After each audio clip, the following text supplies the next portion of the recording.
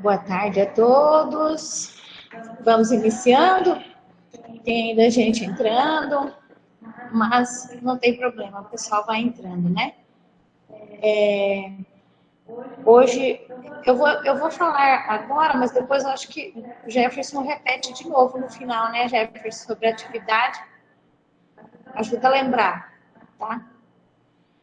Nós queremos pedir para vocês que não esqueçam da atividade final, né, do planejamento, que já está aberto lá no sistema para inserir.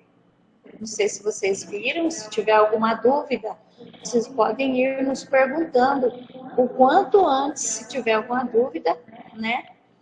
Porque depois que fecha, dia 5, sexta-feira, fecha, né?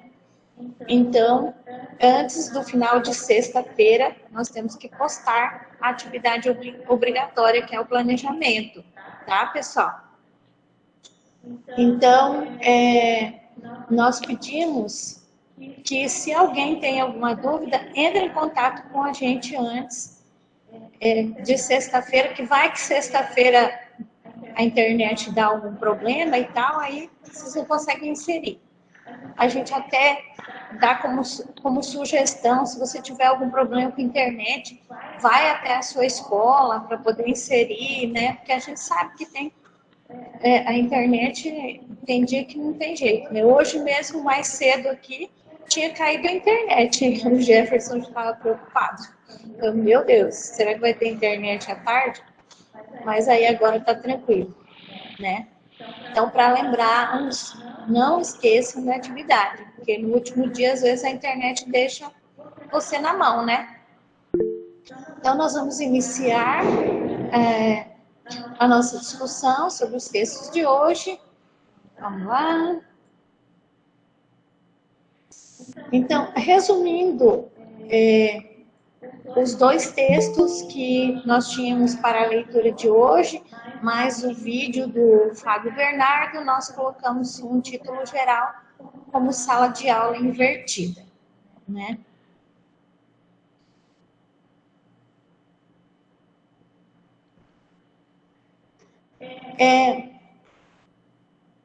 Os textos que vocês leram para essa semana, para hoje, né? Que até sexta-feira tem mais, são a aplicação de sala de aula invertida para a aprendizagem de língua portuguesa no ensino médio de escola pública, de Maria Isabel Oliveira da Silva, Lucila Pesque e Antônio Valério Neto. O outro texto era Sala de Aula Invertida, Flip Classroom, inovando as aulas de física, de Tobias Espinosa de Oliveira, Ives Solano de Araújo e Eliane Ângela Veite. E o vídeo, Formação de Professores, Sala de Aula Invertida, do nosso colega formador aqui do CEPAPRO, Fábio Bernardo. Então, nós vamos focar mais no primeiro texto mencionado, porque o outro texto e o vídeo do Fábio Bernardo também, eles acabam repetindo algumas coisas, então nós pegamos como linha da nossa conversa de hoje o primeiro texto, tá? Esse primeiro texto, primeiramente, ele nos traz alguns teóricos que não são aqueles que nós já citamos lá nos outros dias. Inclusive, eu percebo que, por exemplo, esse John Dewey, tem colegas no comentário lá no mural que já falaram sobre ele. Lembrando que ele também é um autor e que não é tão recente, né, mais antigo, que já falava sobre metodologias ativas. Então, John Dewey, de 1859 a 1952. considerado o maior teórico filósofo norte-americano do século XX. John Dewey faleceu em 1952, com 92 anos, deixando imensas contribuições educacionais distribuídas em diversas publicações científicas. Segundo Dewey, 1959, veja só, 59. Você não está apresentando o slide? Uai, o que aconteceu? Você não colocou para apresentar. Vou ter que começar de novo, então. Uhum. Uai. Desculpa, gente. Eu fiz alguma besteira aqui com esse slide. Espera aí.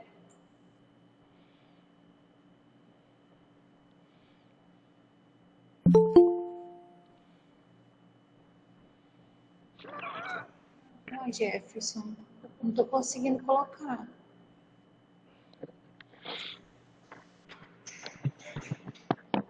Socorre aqui, Jefferson, por favor.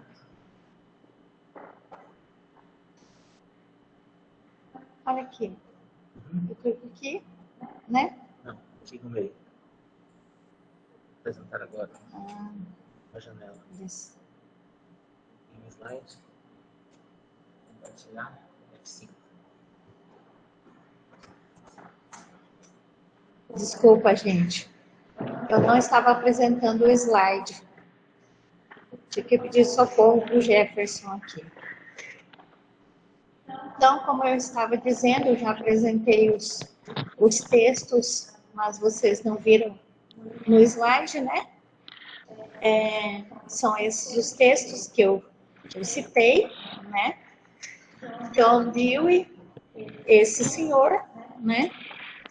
Que foi considerado o maior teórico filósofo norte-americano do século XX.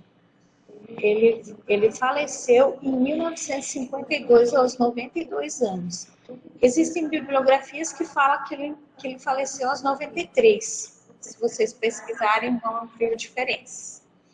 Deixando imensas contribuições educacionais distribuídas em diversas publicações científicas. John Dewey, 59, vejam só que não é nada recente, ele já dizia que o modelo escolar concebido para atender às demandas da Revolução Industrial do século XIX eram monótonos e uniformes com o intuito de garantir a disciplina e a ordem. Então, os alunos sentadinhos, fileiras, com precisão militar. Então, para atender a demanda lá daquela época, após a Revolução Industrial, o que se precisava no Brasil? Porque nós sabemos que a educação é fortemente influenciada pela política em todos os momentos, né? Então, o que se tinha era uma população que, de repente, foi para a indústria, os filhos precisavam ficar com alguém de Oi, Vete. Oi? Tem alguém compartilhando tela junto com você. Vocês conseguem descobrir quem é? Que eu não estou vendo. É Elite. Você vê, Jefferson? Elite. Ali é Elite. Aham. Saiu? Eu não estou vendo aqui. Mas o seu slide saiu também, só tá aparecendo você.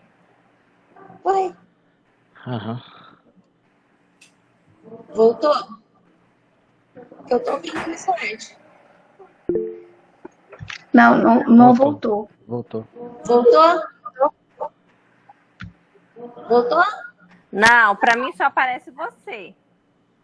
Uai, Para mim também, só aparece você. eu vou interromper.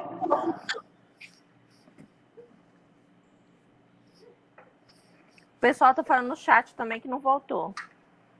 Tá, vou fechar de novo, então.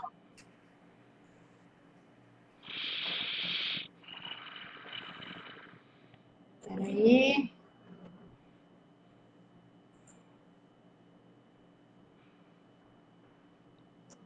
Agora sim. agora eu não estou conseguindo ampliar ele. F5. Sim, não vai. Por que não vai? Sim, não vai.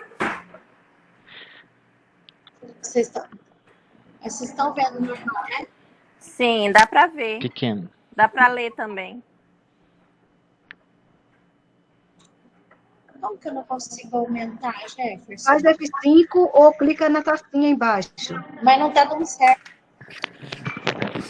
Qual que é a luz? Deixa eu ver se na tacinha vai. Foi. Agora foi. Isso, na tacinha sempre dá certo. O F5 não ia. Obrigada, Elani. Tá. Voltando de novo. Então, como eu ia dizendo, pós-revolução industrial, existe a necessidade e a população ela começa a lutar, a pedir escola para todos, né, que até então não era, né? E então as mães, os pais vão para a indústria e existe essa necessidade. Porém, a educação ela é monótona, uniforme, os alunos sentadinhos em fileiras, com precisão militar. Agora, para Dewey, a escola Então, Dewey, ele critica isso, ele faz uma crítica a isso já naquele momento, tá?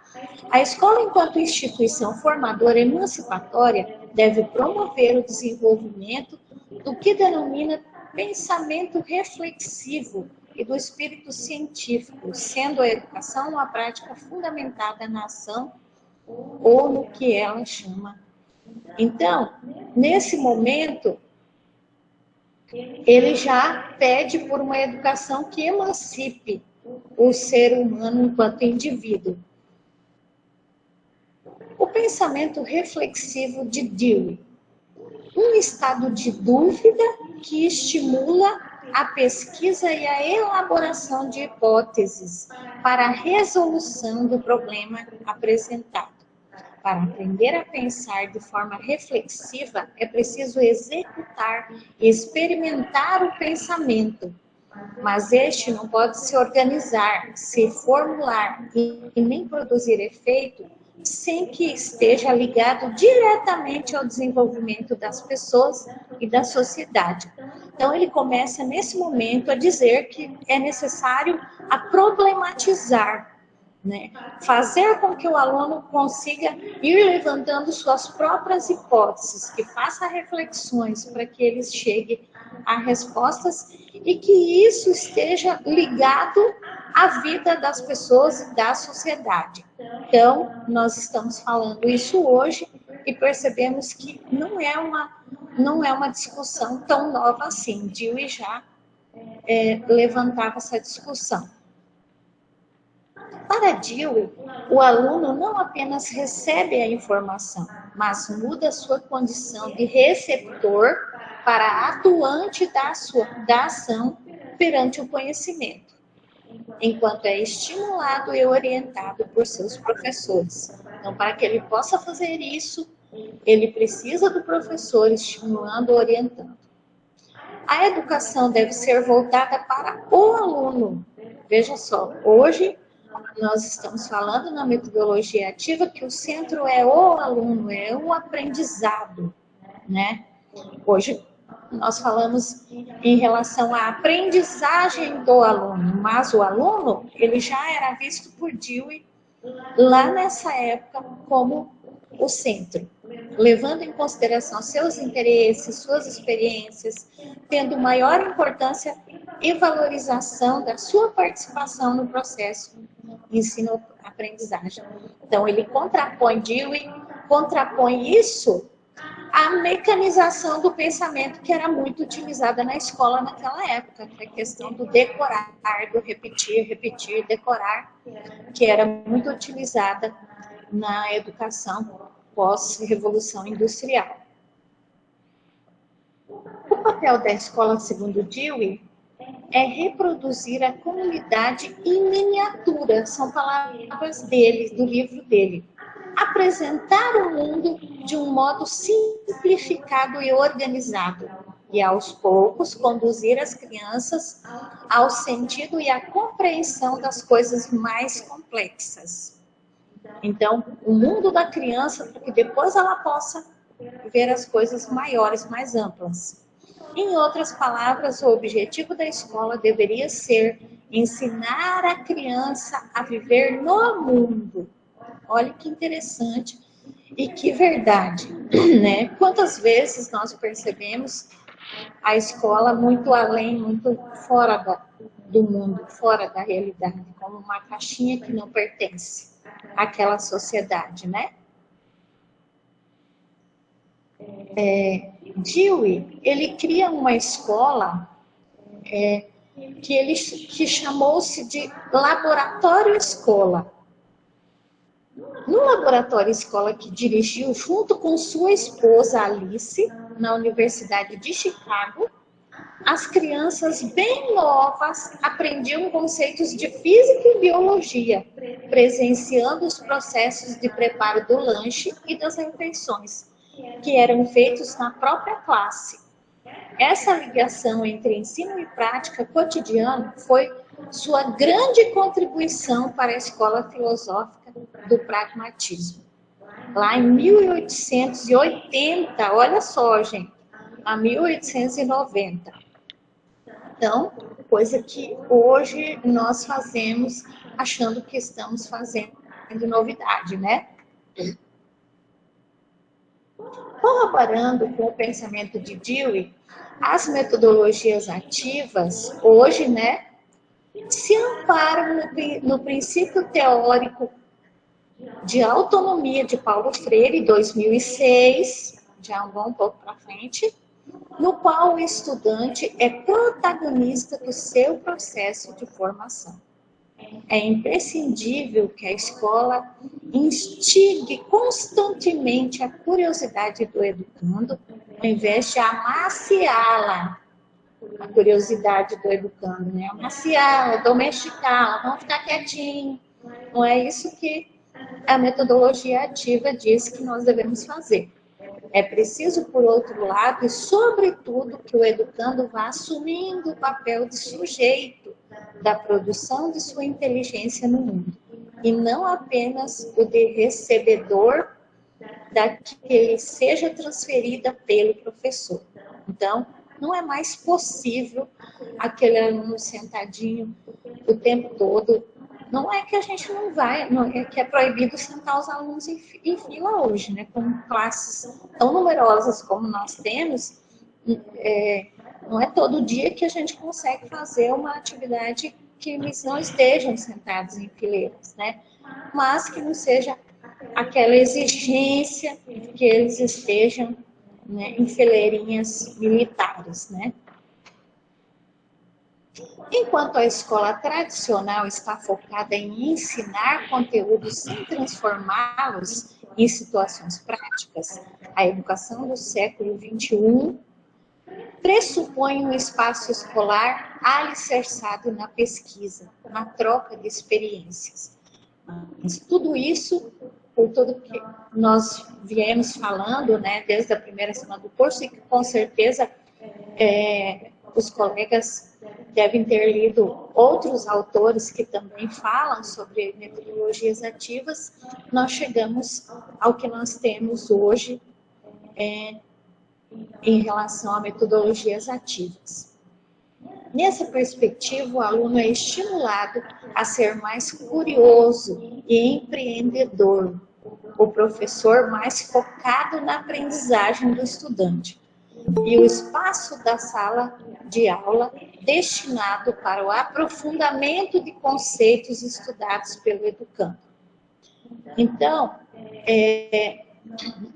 por tudo isso que nós viemos falando, mais uma vez lembrar que tudo isso é possível ser feito com tecnologias e sem tecnologias. É claro que com tecnologias de repente é mais fácil, mais rápido, né?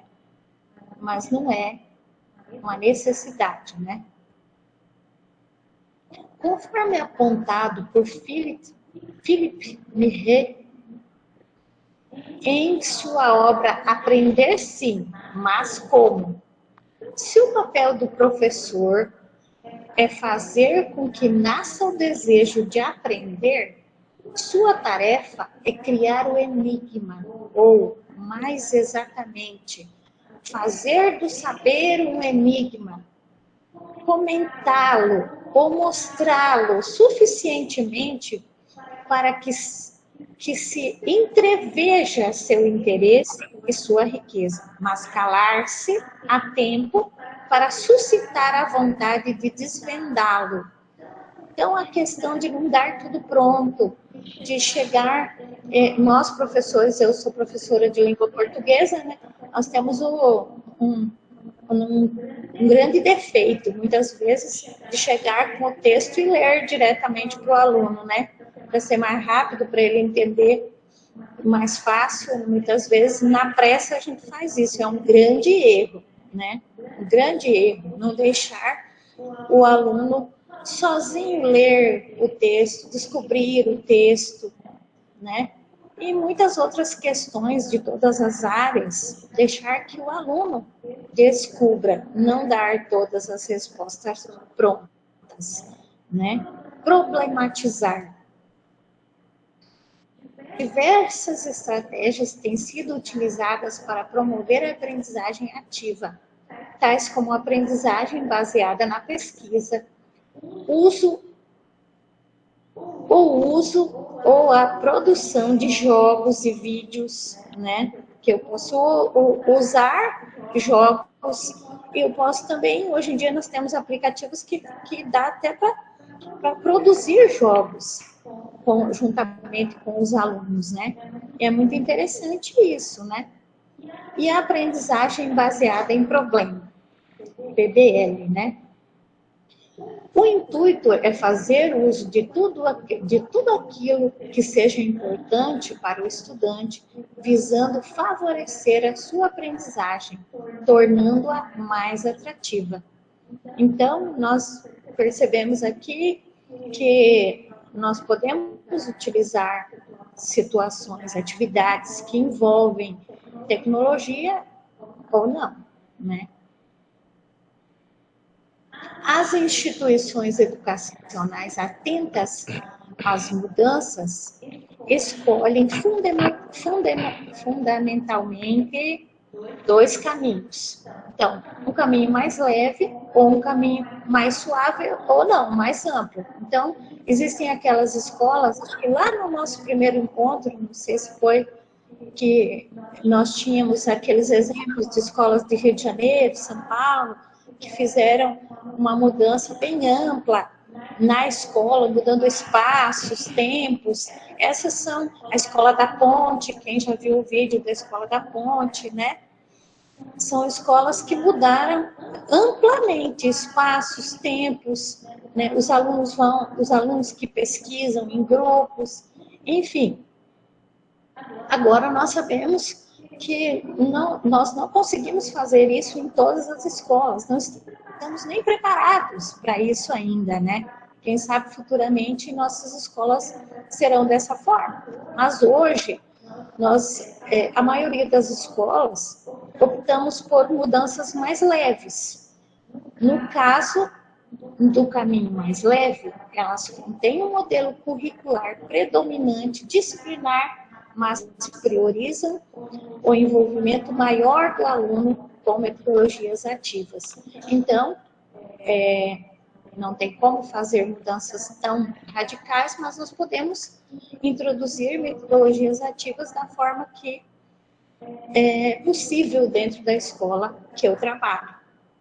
Algumas mais, algumas menos. Nós sabemos que tem professores aqui do grupo que trabalham em escolas que é possível fazer ótimos trabalhos através do celular, do computador, e que tem outros que é impossível, né? O ensino, depois de tudo isso, de toda essa conversa em relação a teoria, eu vou iniciar aqui falando um pouquinho sobre o ensino híbrido e metodologia, a sala de aula invertida, e depois o Jefferson vai mostrar para vocês o resultado de uma pesquisa. Mas nós não vamos nos alongar muito nessa parte, que já falamos bastante nos outros encontros, né? O ensino híbrido é uma das mais promissoras metodologias de aprendizagem do novo milênio. O ensino híbrido mescla aulas online e presenciais, intercalando conteúdos que se complementam. Então, veja bem, isso eu peguei de um autor, né? Agora, lá do nosso texto, agora eu voltei lá para a Bacide, que nós já tínhamos trabalhado. Olha como ela fala um pouco diferente de ensino híbrido. Não exige atividades exclusivamente online para acontecer. Não exige. O ensino híbrido é uma grande tendência para a educação do novo milênio e consiste de forma geral na integração de diferentes momentos de aprendizagem com foco na personalização. Então, olha só como a Lilian Bacide, ela já não foca completamente no online para ser híbrido. Não tem que ser hora sala de aula presencial e hora, mas sim na personalização do aluno. Ou seja, alunos podem aprender com aulas expositivas, sim, mas também através de projetos, de debates, de exercícios online, de pesquisas teóricas e de campo, e tudo mais que o professor pensar em proporcionar com intencionalidade.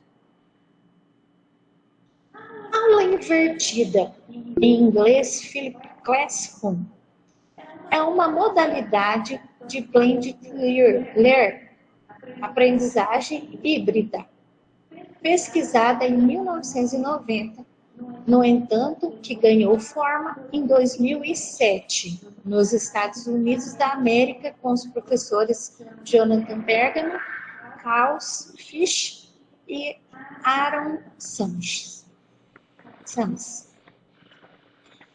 Seria a sala de aula invertida, porque inverte a lógica de organização da sala de aula. Com ela, os alunos aprendem o conteúdo em suas próprias casas. Seria o que vocês estão fazendo aqui no nosso curso, né? Está lendo os textos, e depois nós discutimos esses textos agora aqui no momento da webconferência. Nós estamos trabalhando com a sala de aula invertida. Não é isso? É uma forma, né?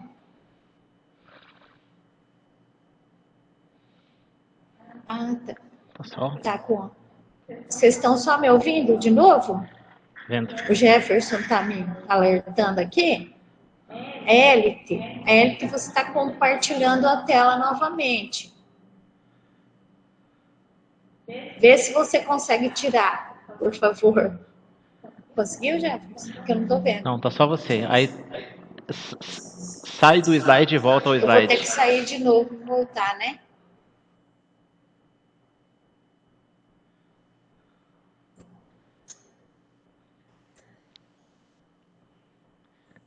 Só um pouquinho, pessoal. Aconteceu de novo aquele probleminha de antes.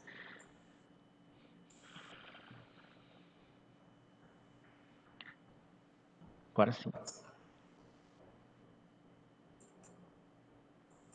Aí. Agora tá certo, Jefferson? Tá, beleza. Então, voltando, eu estava falando da sala de aula invertida, que ela inverte a lógica de organização da sala de aula, como nós estamos trabalhando aqui no nosso curso. Então, com ela, os alunos aprendem o conteúdo em suas próprias casas, utilizando tecnologias de informação e comunicação, que são as TIC, né, por meio de videoaulas ou outros recursos interativos, como jogos de computador, textos, vídeos e outro conteúdo adicional para estudo. o professor torna-se o mediador e a tecnologia suporte para que os alunos acessem conteúdos e informações antes da aula. Então, é uma forma muito discutida hoje. O tempo em sala, então, é otimizado e dedicado a discussões, dúvidas, pontos-chave, dinâmicas em grupo, assim como o professor passa a ser o dinamizador para a realização de exercícios, atividades em grupo e realização de projetos. Aí aproveita para tirar dúvidas, aprofundar o tema, estimular discussões e fazer também análise e avaliações dinâmicas. Então, não deixa de ser uma ideia para quem, principalmente para quem é de escola de campo, que os alunos não têm acesso à internet, mesmo na cidade, que a maioria não tem, que se mande um texto para que os alunos leiam o texto na casa deles, né? Um texto impresso, né? Não deixe de ser sala de aula invertida. E depois, no outro dia, nos próximos dias, né, depende do planejamento, que se faça um trabalho de sala de aula invertida, mas com o texto impresso e não com o acesso à internet, né? Não deixa de ser uma ideia. Obrigada pela atenção de vocês. Agora o Jefferson, ele vai exemplificar melhor o que nós já estamos falando. Aí. Jefferson, com você. Fecha o slide aí. Deixa eu já vou aqui. Sim, tô fechando. Fechei? Aham. Vamos ver, cadê você?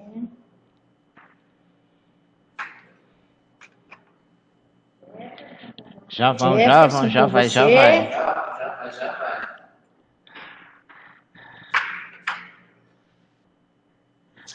Cadê meu slide?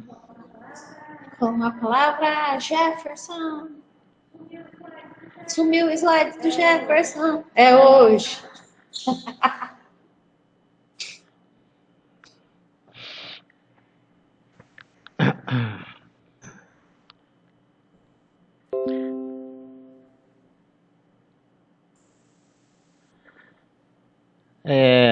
Então, a Ivete estava... Ixi. Eu não liberei meu microfone. Sim.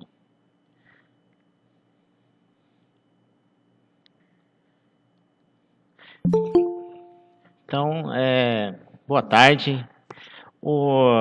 A Ivete, ela explicou bem aí como é que é o conceito dessa inversão que acaba acontecendo na sala, né?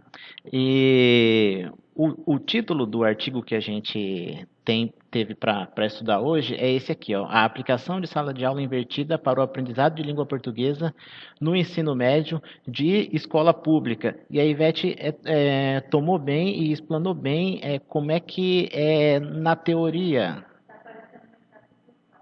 Metade do slide?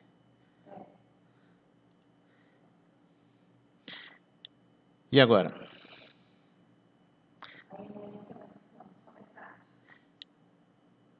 E agora? Tá ok? Tá aparecendo pela metade, Jefferson. Tá cortando. Vamos tentar aqui novamente. E agora? Agora eu acho que foi, né? Agora beleza. Tá. Então a Ivete, ela deu conta dessa parte do conceito teórico, né, da sala de aula invertida, como é que acaba acontecendo essa inversão na nossa cabeça, né? O estudo, o aprofundamento do conceito em si, ele já não é mais feito através da explicação do professor, mas sim antecipadamente, né? Em casa, ou com atividades online, ou com texto impresso, ou com qualquer outro tipo de material.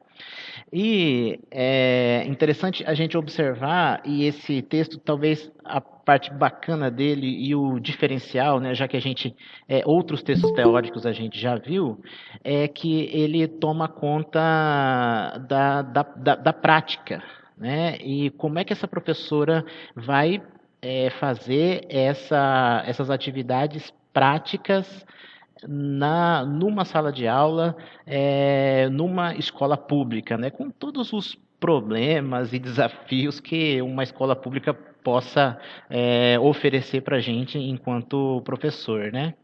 Então, o texto ele começa explanando sobre dois aplicativos do Google que ela vai utilizar na sala de aula, né? Um que tem um breve texto ali sobre ele é o Google Form, né? Ou Google Formulário, né? E que a gente já, pelo menos aqui no Cefapro, a gente já tem usado eles através. A inscrição desse curso ele foi feito no Google Forms, né? A inscrição dos cursos do Cefapro no ano anterior ele foi feito utilizando esse aplicativo do Google também, o Google Form ou o Google Formulário, né? E ele é bem interessante porque a missão dele é justamente a de organizar a informação e tornar essa informação acessível a todos, né? Nela eu consigo fazer questionários de múltipla escolha, eu consigo fazer questões dissertativas, né? Eu consigo compartilhar vídeos, compartilhar material, eu consigo fazer um montão de coisas utilizando o Google Forms, né? E ele fala basicamente de dois desses aplicativos, né? Que é o Google Forms e o Google Drive. O Google Forms, esses formulários que ela acaba utilizando como avaliação diagnóstica ainda, e o Google Drive, que utiliza justamente para armazenar os dados que ela vai coletando dos alunos. Tá. Qual que foi a metodologia dela, né? Então, como o foco desse trabalho foi o de identificar as fragilidades da adesão dessas metodologias ativas, mediado por essas tecnologias, na perspectiva do modelo híbrido, como a Ivete já tinha falado, né, na sala de aula invertida, essa pesquisa ela se realizou por meio da observação participante numa escola pública estadual, localizado no extremo sul da cidade de São Paulo, que atende apenas estudantes do ensino médio. Então, onde é que foi, qual foi o público-alvo e o texto ele começa explanando um pouquinho sobre essa metodologia, né? Ela utilizou o Google Forms na sala de aula invertida. Depois de escolhido isso, né, ela verificou por meio de um questionário impresso que foi aplicado para 80 dos 23 estudantes matriculados nas turmas de segundo ano do ensino médio da escola pública, que foi esse povo que participou dessa pesquisa, né? O perfil de cada turma no tocante ao uso dessas tecnologias, bem como por meio de quais dispositivos eles acessavam a internet. E as perguntas que foram levantadas nesse questionário impresso realizado com esses 80 alunos foram essas aqui, ó. Se esse aluno tem celular, sim ou não? Se ele tem tablet, sim ou não? Se ele possui notebook, se sim, se não? Em sua casa tem computador, sim ou não? Quantas vezes por semana acessa a internet? Possui Wi-Fi em casa, sim ou não? E a última pergunta é se gostaria de usar o dispositivo tecnológico para realizar de forma online atividades escolares. Feito esse questionário com essas turmas de segundo ano dessa escola, na sequência, qual foi o trabalho? Após a análise, né, dessas respostas do questionário e verificado a possibilidade e interesse por parte dos alunos, foi solicitado a inclusão também do número de telefone celular da professora da disciplina de língua portuguesa no grupo de WhatsApp das turmas, para que pudessem ser enviados os links das atividades propostas no Google Forms. E somente 2 estudantes tiveram os links enviados via e-mail, porque eles não utilizavam, né, o WhatsApp. Então, um formulário muito parecido, né, com esse que a gente já utilizou para as inscrições, a professora utilizou para questões em sala de aula. A inversão da sala de aula acabou ocorrendo aí em meados do primeiro bimestre de 2018.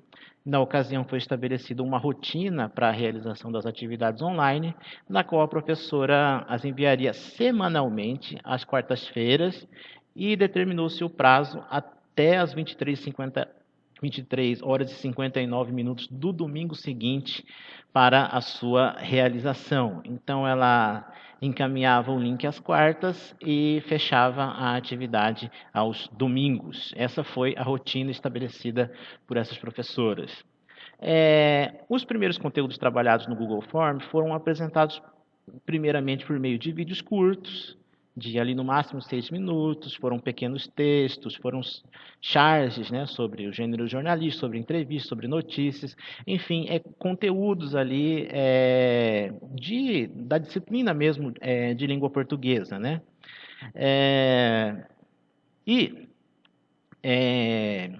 A maioria dos alunos acessou, né, o Google Form, utilizando os celulares, a internet de suas residências, ou internet com dados móveis, né? Os alunos que não dispunham de acesso à internet realizaram atividades ali na sala de aula mesmo, utilizando o Wi-Fi da escola. Os estudantes que não possuíam dispositivos móveis acessavam o formulário utilizando o notebook ou tablet da professora, ou compartilhavam os celulares dos colegas de classe que tinham celulares, né? No entanto, embora as atividades fossem realizadas na escola, não tinha qualquer interferência da professora. A professora em si procurava não interferir ou não realizar a atividade de leitura e as questões com os alunos, né?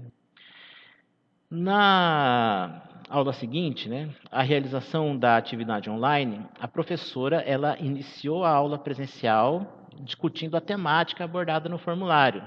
Propôs análise dos materiais impressos mais complexos, organizou as salas em pequenos grupos de trabalho para a confecção de um mural, contendo ali os conteúdos que foram estudados via online, né?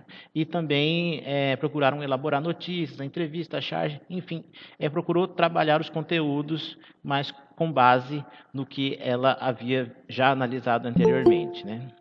O formulário ele foi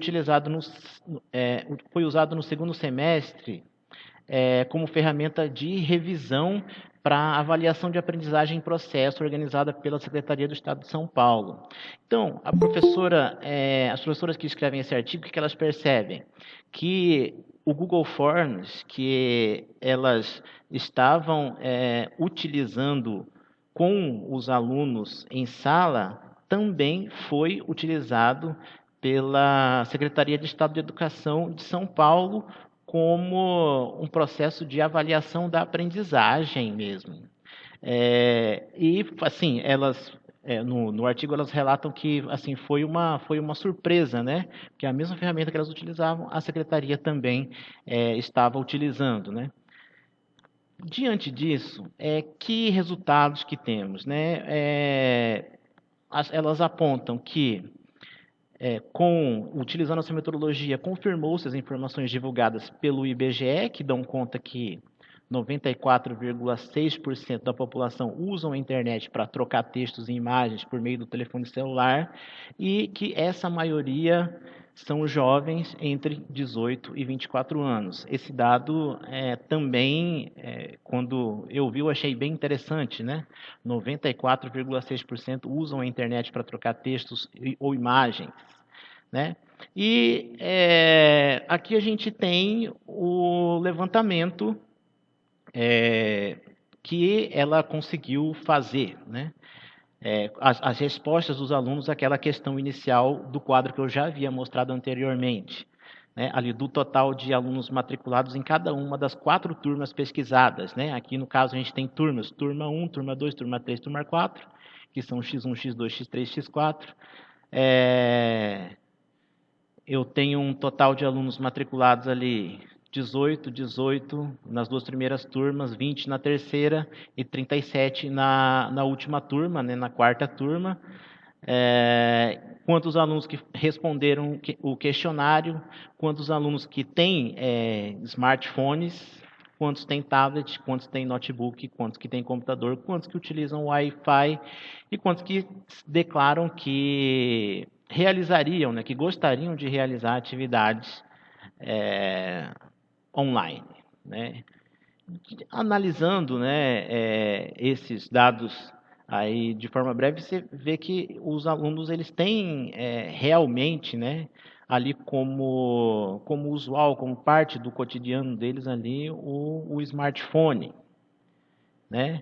Alguns têm outras ferramentas que torna a participação dele melhorada, mas basicamente eles têm smartphone. 83% dos estudantes acessavam a internet diariamente, ou seja, todos os dias. Então, digamos, a esmagadora maioria, né? Aí a gente tem os dados aqui, que a professora também fez um questionário para mostrar esses dados, né? Quantos que acessavam diariamente, quantos acessavam 2 vezes na semana, quantos acessavam uma única vez na semana e quantos nunca acessavam. A gente percebe que o número dos que nunca acessavam é bem pequeno. Tá. Diante disso, né, que elas discutem, né, no artigo? Né? Com relação aos 93 alunos de ambos os sexos, entre a faixa etária de 16 a 18 anos matriculados nas turmas implicadas nessa pesquisa, todos os 80 estudantes que responderam ao questionário realizaram as atividades online de língua portuguesa por meio do Google Forms, confirmando a resposta dada no questionário em relação aos interesses deles em utilizar as tecnologias digitais para realizar as atividades escolares. As primeiras atividades, elas não apresentaram de início uma grande adesão. Na segunda atividade online, a turma X3, ela não realizou devido a outras abordagens da professora, que a professora trabalhou, né? Então, tem ali não se aplica, né, nesse quadro que a gente está vendo agora. E ela tem aqui a participação dos estudantes na atividade online, quantos que conseguiram concluir a atividade online, na sequência, né? Atividade online 1, 2, 3, foram 6 ao todo que ela trabalhou, e a gente percebe, quando vê o quadro, que a participação vai crescendo, né? Se a gente pegar a primeira turma, por exemplo, X1, na primeira atividade ela tem 11 participações, na segunda 9, tem uma queda, mas depois ela só cresce, né? 15, depois 16 e consegue fechar com 16. A segunda turma também, né? Começa com 14, há uma queda na segunda atividade e depois ela só cresce, né? 16, 16, conclui com 16.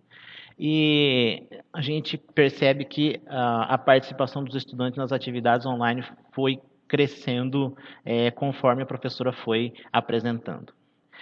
Embora as atividades propostas por meio do Google Form não impactassem na nota final dos alunos, né, por meio de entrevistas semi-estruturadas, a maioria deles considerou positivo aprender o conteúdo por meio dessa ferramenta antes da aula presencial, sob a ligação de se esforçarem para compreender a temática abordada para, na sequência, realizar as atividades propostas.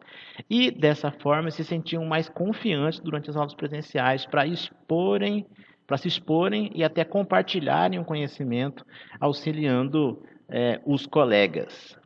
Em menção aos que mais haviam gostado das atividades da disciplina de língua portuguesa durante o bimestre, indicaram as atividades online devido à flexibilidade de tempo e espaço para sua realização. Ou seja, o motivo deles gostarem é justamente a flexibilidade do tempo e do espaço para conseguir ler e fazer as atividades ali.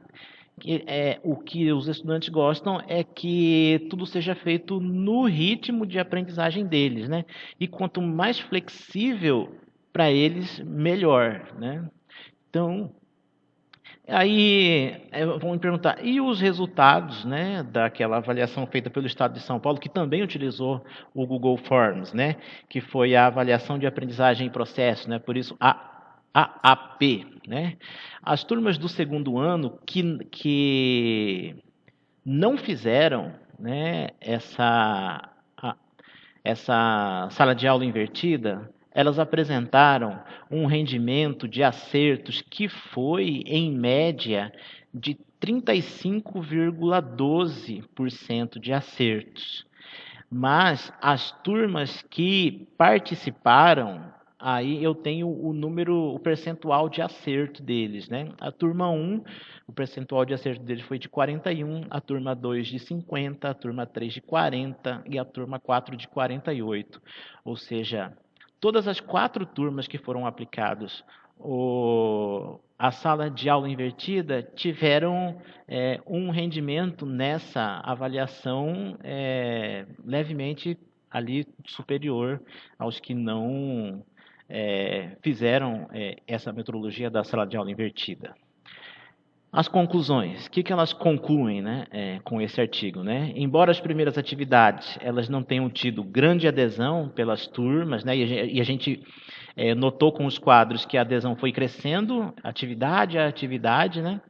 O estabelecimento da rotina, tanto para o envio quanto para a sua realização, constituiu forte influência para o êxito da abordagem pedagógica da sala de aula invertida. Ou seja, quando a gente tem essas atividades, essa metodologia que a gente vai utilizar, internet, tecnologia, as primeiras elas partem mesmo desse início de caos e de incerteza, né? Dado o nosso curso, ele também é um exemplo disso, que ele meio que começou assim, né? Mas depois vai melhorando até a gente conseguir ter uma rotina, né? Quando a gente consegue estabelecer uma rotina de estudos, aí a coisa melhora.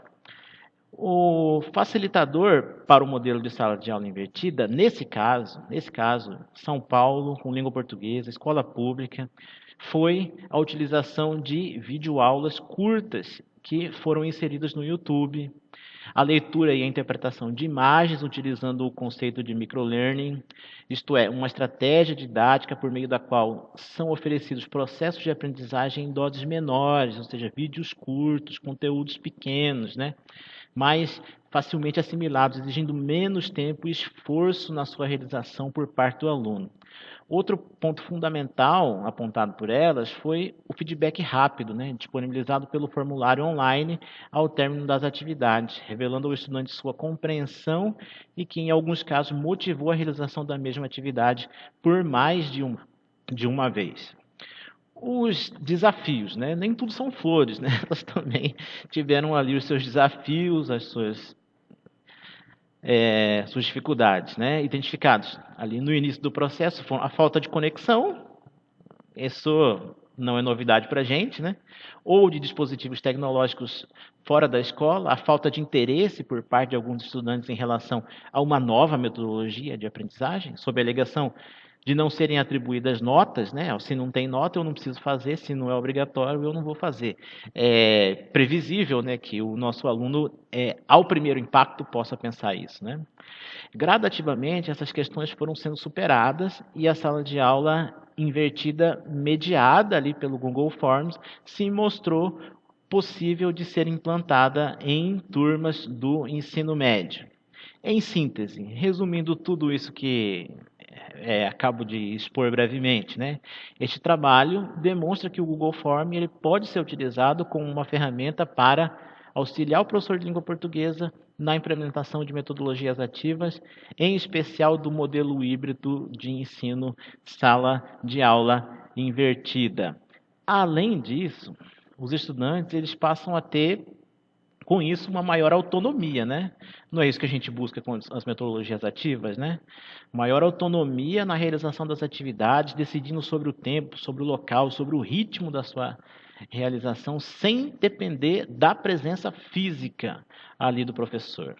Ao final das tarefas, eles são expostos a uma avaliação para aferir os seus resultados, né? O que eles entenderam, o que eles estudaram, quais os resultados, o que o professor pode auxiliar eles nas dificuldades específicas, né? Tornando essa aprendizagem cada vez mais personificada, né? Já que é ele, aluno, que acaba decidindo qual é o tempo e o espaço que ele utilizará para aprender. com isso, o que eu quero dizer com tudo isso? É interessante a gente perceber para que rumo que a gente está indo, que caminhos tomaremos. Eu sei que muitos agora vão estar pensando o seguinte: mas isso não dá para fazer na minha escola, mas isso é impossível eu fazer isso na minha escola por conta da conexão, por conta das barreiras físicas. Mas é interessante a gente perceber para onde estamos caminhando, navegando, qual que os rumos que a educação tem tomado. Então, com base nessa minha pequena reflexão aqui, é que a gente vai abrindo e colocando aqui as discussões para a gente caminhar agora. Então, já são 5 horas e a gente, nesse momento agora, gostaria de ouvi-los. Não, meu microfone tá mudo. Peraí.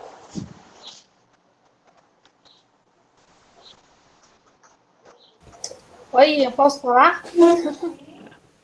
Pode sim. Peraí, deixa eu arrumar aqui. Peraí, só um minutinho. Eu vou voltar aqui, não sei como que volta. Voltei. Estão ouvindo? Estamos ouvindo. Mônica Tafarel. Sou eu. Então, sou professora Mônica, aqui de Juína, né? Esse ano que eu fiz o retorno para a sala de aula, em janeiro, estava afastada por vários motivos. Desde o primeiro, que eu queria estar discutindo com vocês, é o seguinte: a gente tem um grande problema, e isso eu fui formadora do Cefapre, a gente já percebia, e eu percebo enquanto professora, de uma situação bem complicada, que é em relação ao planejamento. Então, por exemplo, em todos os momentos, diz assim, o professor tem autonomia para desenvolver dentro da sua sala de aula. Mas, no fundo, não tem, sabe? Eu acho que é isso, essa quebra de paradigma do planejamento que tem que começar. Por exemplo, numa escola tem 3 professores de matemática. Eu não posso fazer o meu planejamento, o outro fazer o outro, sabe? É uma burocracia.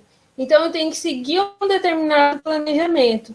E eu acho que isso não seria dentro dessas metodologias, dentro dessa situação, que cada professor tem o seu estilo de trabalho, tem as suas metodologias, tem a sua forma.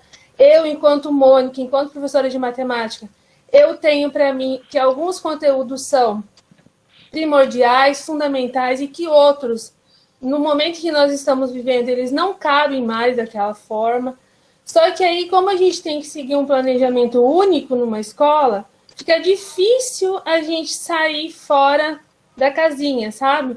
Porque aí eu vou sair, aí tem aquela resposta. Mas o meu aluno que estuda de tarde vai para a noite com você, o conteúdo é diferente. Aí que tá o problema, sabe? Eu fico, mas é complicado isso, né?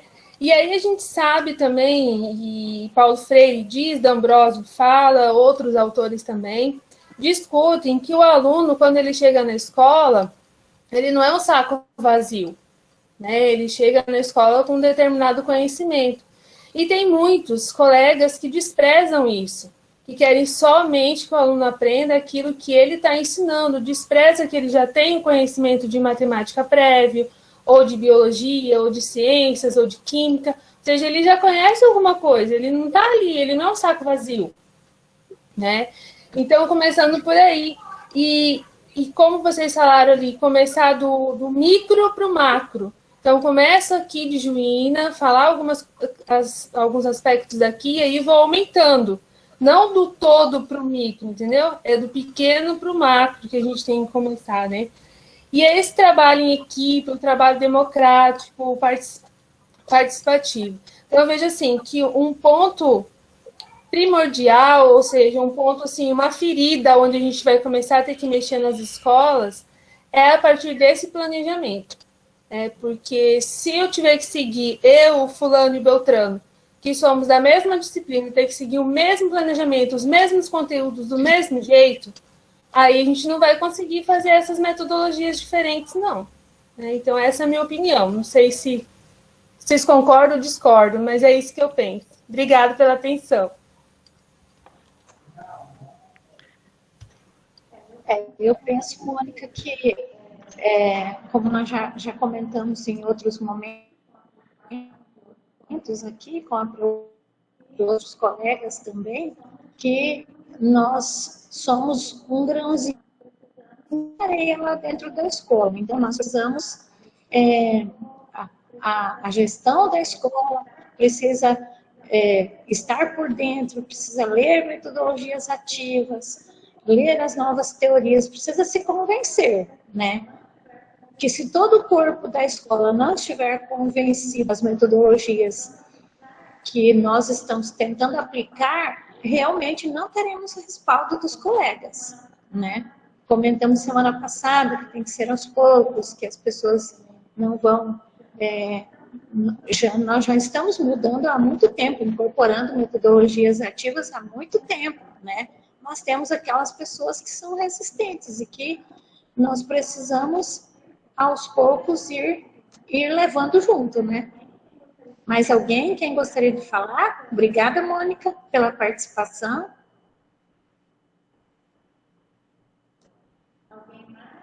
Alguém mais, por favor? Posso falar, Ivete? Sim, quem que é eu não tô vendo? É o Ego, aqui de Aripuanã, professor Ego de português aqui de Aripuanã. Isso, Ego, pode falar, deixa eu te pôr na tela. Tá ok. Aí, Tá jóia, então. Só fazer um comentário em relação à colocação da professora que disse anteriormente, eu já sou um pouquinho meio abusadinho. Eu parto do princípio que o que é relevante é a minha sala de aula, que são os meus alunos. Então, sempre, todo final de ano, ou constantemente, eu estou reavaliando as minhas práticas de conteúdo e tal. Então, eu sou bem abusadinho nesse sentido. E eu só queria compartilhar uma experiência que eu estou, assim, encantado, eu estou fascinado.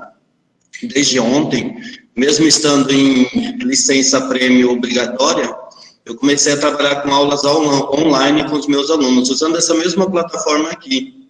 Então, o curso para mim tem sido, nossa, muito gratificante. Essa experiência de estar trabalhando com os alunos em aulas online, até eu estou dentro da sala, a tarefa aqui atrás, que eu estava dizendo. Eu acho que foi uma das experiências mais gratificantes da minha profissão até hoje.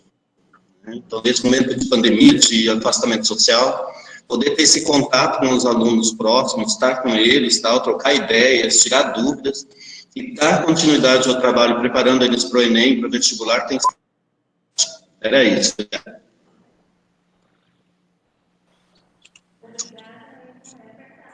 Obrigada, Egon, é verdade, é muito gratificante e nós percebemos, inclusive, que os alunos, eles gostam, né, dessa modalidade, né? Eles estão lá na casa deles, pode ficar do jeito que eles gostam, né? Mais à vontade. Eu acredito que eles gostam, que se está percebendo de crianças que a gente conversa que eles gostam.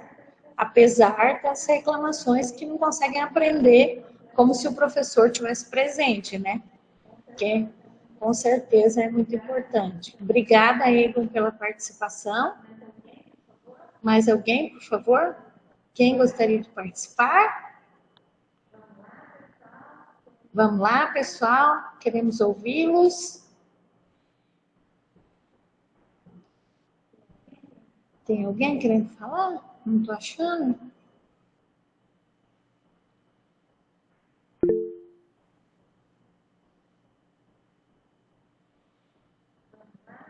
Vamos lá.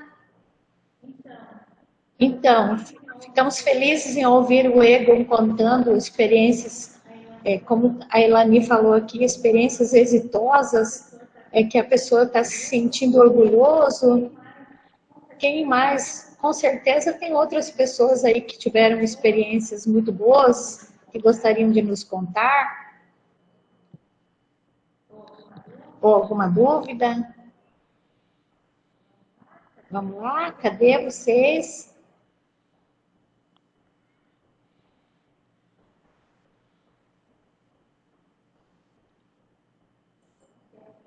Tem alguém no chat pedindo para falar? Elani, cadê você? Não vai falar hoje não, Elani? Nós gostamos de te ouvir. Egon. Tem o pessoal que sempre fala, o pessoal que... Não, hoje eu estou deixando, porque dizem que eu falo e tiro eu tiro a vez do outro. Então, eu estou deixando hoje. Aí eu vou trabalhando aqui no chat à medida que eu vou sentindo... Não, mas pode falar. Quem sabe o outro se anima a falar também. Enquanto você fala, mais um se anima. Tá meio travando, né? Eu só queria dizer o seguinte, olha, a grande, eu diria assim, eu queria falar pegada, que é a última vez que eu falei, né, mas a grande pegada... Hoje eu estou pegando a sua pegada. Da sala aula invertida, é que você pode, na aula anterior, mandar o material para casa, tá? Aí você... Ao retornar na próxima aula, você fazer aquela discussão bacana e os alunos eles já vêm com pano de fundo daquilo que você vai utilizar na sala de aula. Resultado, quem não leu vai ficar boiando. Alô? Porque, na realidade, a prática que eu tenho era com material impresso, né? E... isso motiva para que na próxima aula, aqueles que ficaram boiando, ele vai se interessar em pegar o material e levar para estudar, para não ficar tão de fora assim na discussão. Outra coisa bacana é a gente não dar muita coisa, entendeu? Dar doses homeopáticas acessíveis. Isso faz com que, quando ele vem, esse aluno está sabendo o que é que estamos conduzindo ali na sala de aula. Então, a experiência se torna rica porque ele sabe daquilo que nós estamos falando. Por isso que eu digo, dentro das metodologias ativas, o que muito me atrai seria a sala de aula invertida. Ainda que não precisamos necessariamente ter, vamos dizer, fazer uso das tecnologias, né? Dentro disso, eu abro um parêntese. Dentro desse planejamento que nós estamos propondo para ser postado aqui, não necessariamente terá o uso das tecnologias, ou precisará ter, ou teremos uma pegada híbrida. Ora, material impresso, ora TICs. Eu gostaria de esclarecimento no final, se é possível, sobre isso. Obrigada. O que for possível, né? Oi, Elani. Obrigada, Elani. Nós gostamos da sua pegada, pode falar, não tem problema. Elani, o planejamento, nós pedimos para que o professor faça um planejamento para inserir como atividade obrigatória que seja possível lá na sua realidade, né? Não adianta eu colocar um planejamento que use tecnologias se lá na minha escola não tem. Agora, o professor que tem essa possibilidade, então, use, coloque lá atividades que utilizem-se de celular, de computador, enfim, do que ele achar interessante. Mas se a escola não tem essa possibilidade, os meus alunos não têm, então façam um planejamento sem uso de tecnologias digitais, né? Certo? Se tiver mais alguma dúvida, gente, também, de referente a essa... e eu falei uma coisa errada antes, no começo, que seria só até sexta-feira.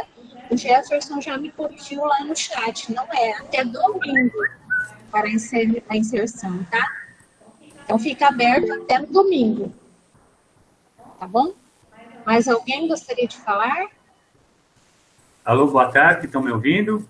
Sou João Paulo, aqui de Brasnorte. Cadê? Deixa eu te pôr, não. Estamos ouvindo. Jean de Brasnorte, estão me ouvindo? Sim, boa tarde. Boa tarde. Um abraço a todos os colegas.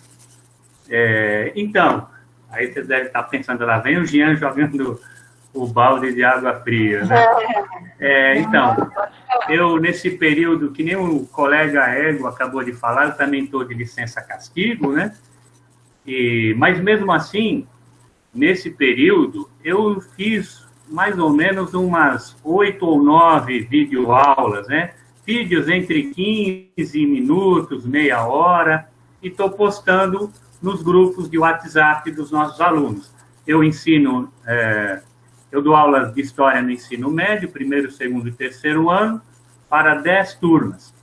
E ontem eu fiz uma espécie de uma pesquisa com os alunos, perguntando, olha, quantos de vocês estão conseguindo acessar não só as minhas videoaulas, mas também o site da SEDUC, né, o Aprendizagem Conectada.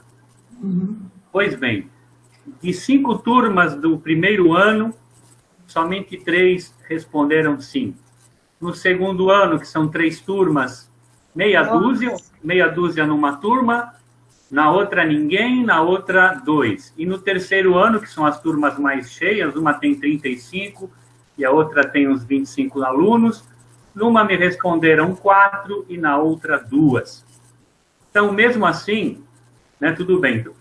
Para vocês terem uma ideia, dessas 10 turmas são mais ou menos 250 alunos. Tudo bem que a gente sabe que tem aluno que não está nem aí, né? Mas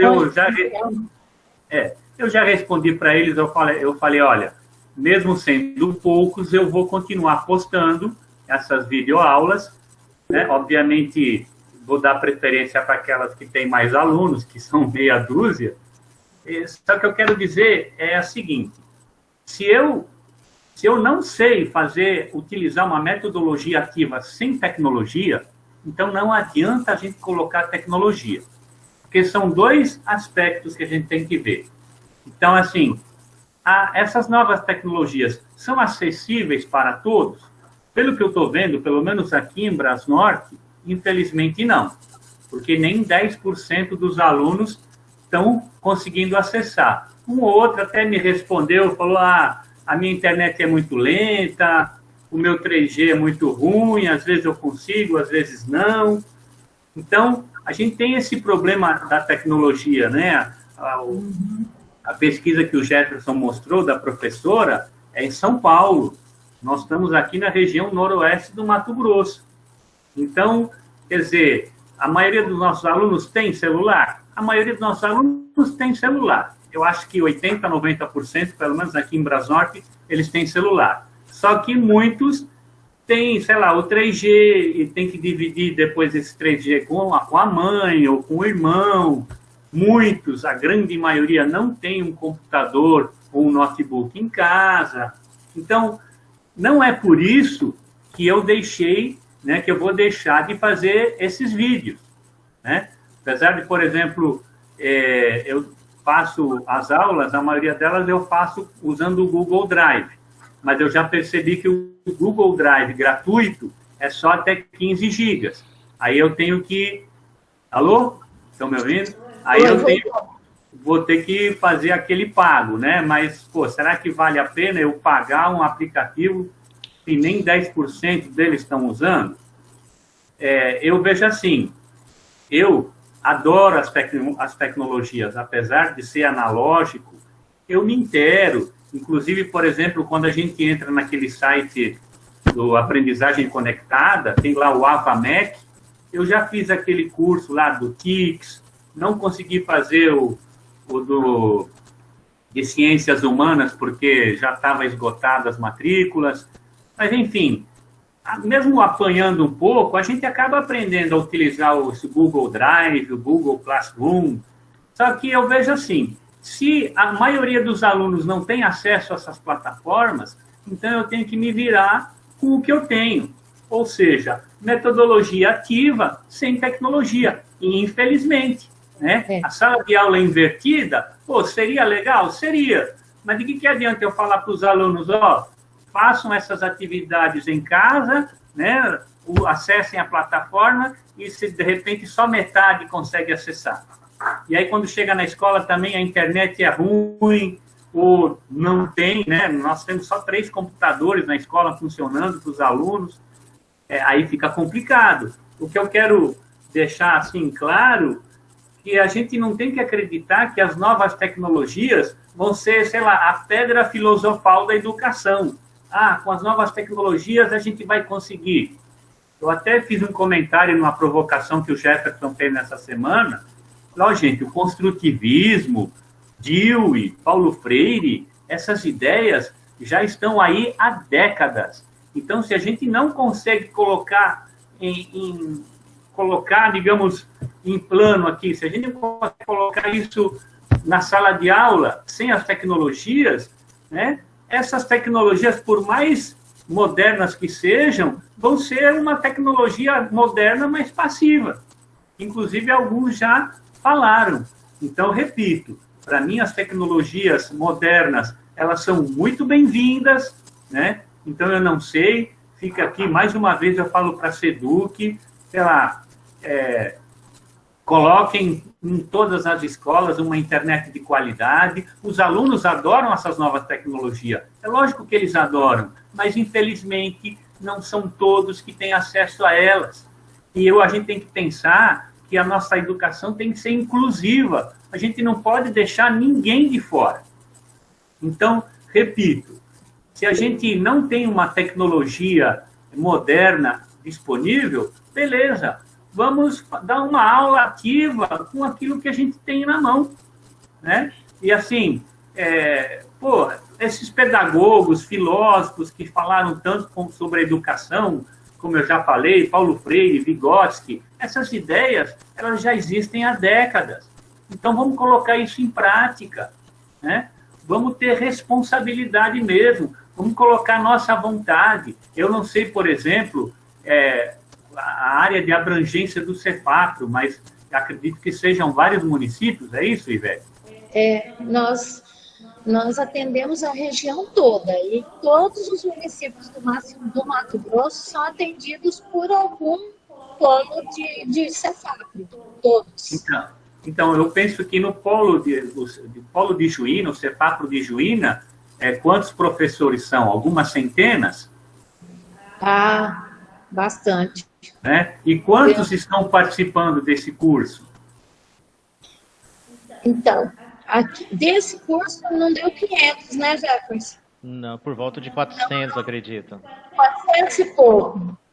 400 fazendo o curso, mas eu vejo que quando participa aqui das lives é 30, 40. Não, são 3 grupos. Ah, são tá. 3 Porque grupos. pelo menos todos que eu participei não passou de 40. Né? Mas então, o nosso assim, grupo tem 120 e poucos. Então, é pouca participação mesmo, né? Muitos então, por que entrar também, né? Então, talvez problemas de internet, porque ninguém está trabalhando, né? Com certeza, problemas de internet.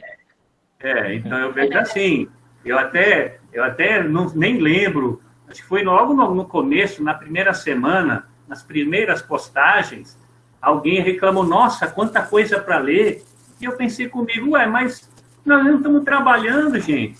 Ler, né? Nós, apesar de sermos intelectuais de massa, mas nós somos intelectuais.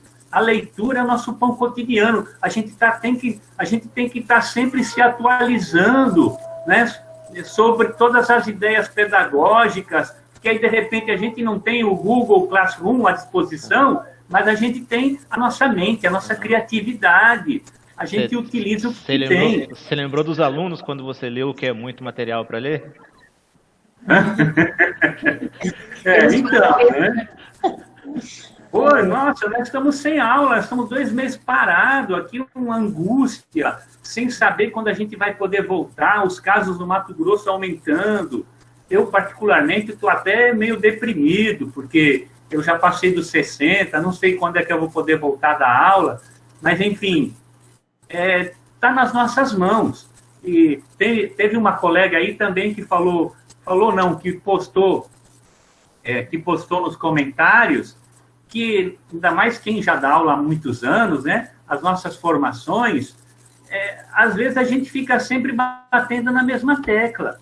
Então, as tecnologias, gente, elas existem aí há muito tempo.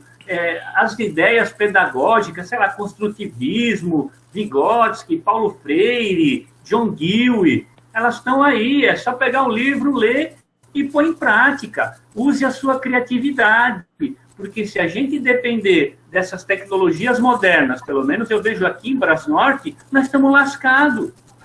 Eu vou depender de ter um Google Classroom para fazer uma aula invertida aqui na minha escola, nós vamos perder essa batalha, né? Mas a gente tem que colocar nessa força de vontade. É lógico, teve uma colega outra vez, não sei se foi a Ilani, falou, às vezes a gente cansa, né? Porque muitos não nos dão ouvidos e tal. Mas é lógico, infelizmente a gente não vai conseguir alcançar todos. Mas se a gente entra na sala de aula com alegria, com vontade, mesmo com o pouco material que a gente tem à disposição, a gente consegue despertar no aluno aquela vontade de aprender.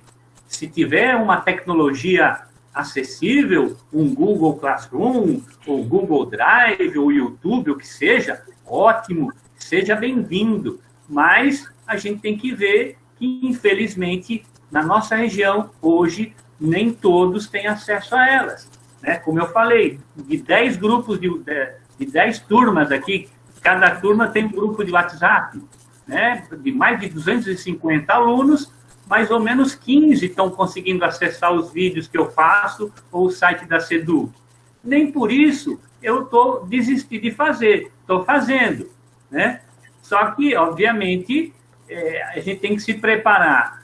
Quando voltar, quando acabar essa maldita pandemia, a gente, sei lá, tem que começar um movimento e forçar a SEDUC a dotar todas as escolas de uma internet de qualidade. Né? Porque não adianta querer jogar agora a goela abaixo, vamos usar o Google Classroom, o Google Drive, o Google isso. Eu, por exemplo, para fazer aqui na minha casa, com a internet fixa, para fazer um vídeo de 20 minutos no Google Drive, eu levei mais de 24 horas para fazer o upload dessa videoaula.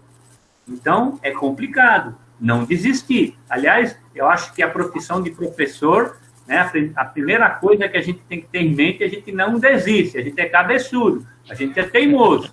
Né? Se o governo não ajudar, a gente se vinga educando, porque essa é a nossa, nem vou dizer missão, é a profissão da gente, é o que a gente gosta de fazer. Eu gosto de educar, eu gosto de estar em sala de aula interagindo com os alunos. Se eu tiver uma tecnologia para me ajudar, ótimo, mas se eu não tiver, a gente tem que se virar com o que tem.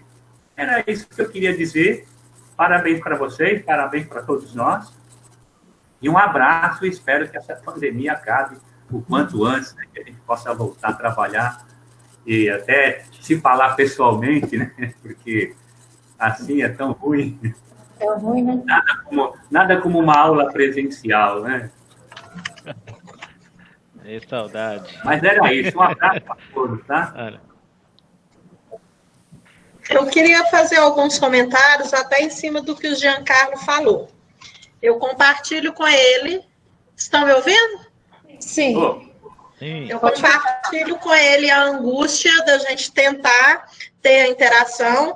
Eu trabalho na Maria Quitéria, né, em Castanheira, no centro de Castanheira, e eu mandei um áudio nos grupos. Na verdade, eu mandei um áudio para representantes de turmas, pedindo todas as dúvidas. Eu mandei isso na quarta semana, porque na terceira não teve história, disciplina de história.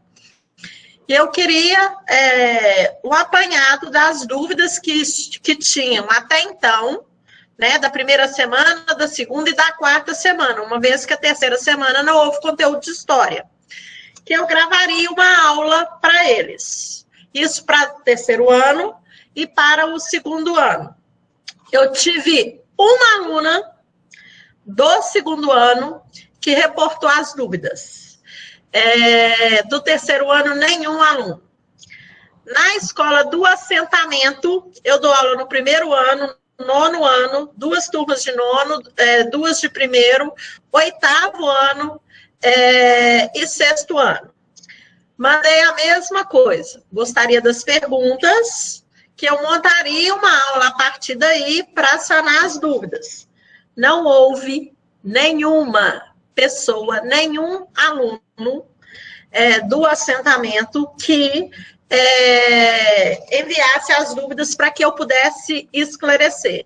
Então, a gente aqui, semana passada eu não participei com um problema renal, né, com muita dor, mas na primeira semana, minha primeira crítica foi exatamente que muitas das vezes a gente pega um texto que fala de uma realidade, como bem disse, Rio de Janeiro, São Paulo, os grandes centros, e a gente está realmente numa outra realidade.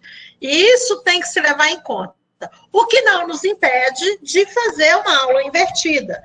Algo que eu já faço sempre. O Jean Paulo vai entender do que eu falo. Terceiro ano a gente começa, a gente tem 2 aulas semanais, e o ano começa, né, os livros didáticos começam com Proclamação da República. E a gente tem, ao longo de 80 aulas anual, a gente tem que ir de Proclamação da República até os dias atuais, né, Jean Paulo? Nem se a gente dançar, a gente não consegue todo o conteúdo. O que eu faço? Eu faço uma aula invertida logo no primeiro bimestre. Porque quando eu ainda estou dando a contextualização da Proclamação da República, esse tipo de coisa, eu já distribuo os trabalhos nas revoltas que nós temos na Primeira República. Revolta da vacina, revolta da chibata, cangaço, e peço para eles estudarem sobre. E eles apresentam o trabalho. Eu não apresentei o assunto ainda. Eu apresentei a contextualização, houve a proclamação da República, o que levou à proclamação, os primeiros anos, política econômica, encilhamento, República da Espanha. Eu estou nisso, eu não cheguei nas revoltas sociais que eram nos primeiros anos. E aí eles vêm e apresentam as revoltas que tiveram. Pós a apresentação, além de eu fazer um compilado no que deixaram de falar, né, eu consigo, né, eles fazem a apresentação numa aula, na segunda aula eu arremato e eu contextualizo e mostro todo o restante do conteúdo desse momento. Isso é uma aula invertida, porque eles vão estudar as revoltas, eles vão apresentar as revoltas, eu vou vir com as pinceladas. E aí uma aula que eu levaria umas 3, 4 aulas para apresentar todas as revoltas, eu consigo apresentar em 2. Porque eles apresentaram o trabalho, eles estudaram para apresentar. E quando eu vou falar sobre cada uma das revoltas, eles já têm conhecimento prévio, porque eles estudaram para apresentar. Né? E praticamente não usam tecnologia, porque eles vão utilizar o livro didático, aqueles que têm acesso à internet para melhorar a pesquisa fazem, né? Mas aqueles que não têm acesso à internet vão fazer uma pesquisa estritamente no livro didático, que não deixa de ser uma tecnologia, mas não é uma tecnologia contemporânea. Né? Não é uma videoaula, não é uma internet, não é o Google Class. Então, outra coisa também que eu faço aqui, eu fazia mais em Minas do que aqui. Com 2 aulas, a gente não consegue passar filme para o aluno. Então, por exemplo, eu vou falar sobre a chegada dos europeus na América. Eu não vou conseguir passar um filme 1492, por exemplo. 1492, A Conquista do Paraíso. Mas aí eu falo com eles, peço para eles assistirem o filme em casa, eles assistem o filme, e depois do filme a gente faça um debate em sala sobre o filme. Né? Eles gostam muito de querer assistir filme. Então, eu sempre faço isso. Eu falo assim, olha, eu faço atividade com filme com vocês, mas com 2 aulas semanais é impossível passar filme na escola. Nós vamos fazer o seguinte, vocês vão ver o filme, depois que vocês verem o filme, aí a gente debate, traz o debate para a sala de aula. Ano passado eu fiz isso com Olhos que Condenam. Né? Trabalhar a temática da consciência negra, do racismo e tudo. Os meus alunos, eles assistiram Olhos que Condenam e houve uma solidariedade que aqueles que conseguiam baixar a série no celular, emprestavam o celular, lembrando que eu estou numa zona rural. Então, eles baixavam no celular, passavam para os colegas, assistiram Olhos que Condenam e aí a gente trouxe o debate para a sala de aula. Sobre a série, sobre o racismo estrutural, sobre o preconceito, e aí a gente, foi a culminância. Então, a gente, como o Jean Paulo falou, a gente tem que através da teoria que já existe, eu amo Vygotsky, por exemplo, né, buscar essas teorias e trazê-las e aplicá-las na prática dentro da nossa realidade. Porque se a gente for discutir, implantar aqui, como eu, na minha realidade, lá no assentamento, o uso de internet, a secretaria não tem internet para a gente, para a questão dos diários. O próprio Cefapro mesmo, a primeira semana a gente teve problema por conta de internet, né?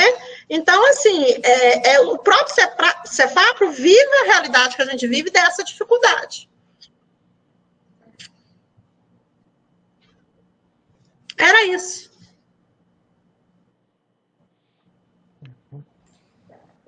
Obrigada, Alessandra. É verdade, e é exatamente o que você falou. Uma aula invertida, ela não tem que necessariamente ser com um celular, com um computador. Esse trabalho do aluno ler, do aluno apresentar, você vê, você conseguiu trabalhar com todo um conteúdo que você não iria conseguir, você trabalhar com aula expositiva pelo fato de ter poucas aulas, e eles, com certeza, se envolveram, como foram eles que leram, eles que prepararam, de repente aprenderam até mais. Né? Parabéns, é uma aula invertida. Mas alguém gostaria de falar? Alguém pediu para falar? Não olhei no chat? Não. Não? Não. Já estamos passando um pouco do tempo, de repente tem gente com compromisso, né? Então, vamos fechando por hoje, né? Temos só mais uma webconferência, já estamos ficando com saudade de vocês.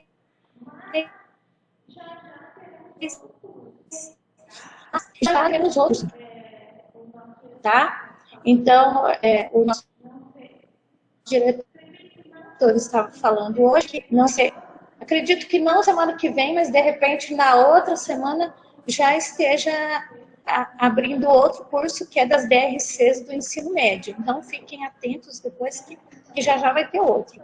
Certo? Então, boa semana a todos. Como diz o Jean Paulo, que Deus nos livre dessa pandemia logo, logo, para que possamos ver nossos alunos, né? E alguém gostaria de falar alguma coisa? Parecer ter ouvido alguma voz? Enfim, tchau para todos. Até sexta-feira. Tchau, pessoal. Até sexta. Um abraço. Valeu.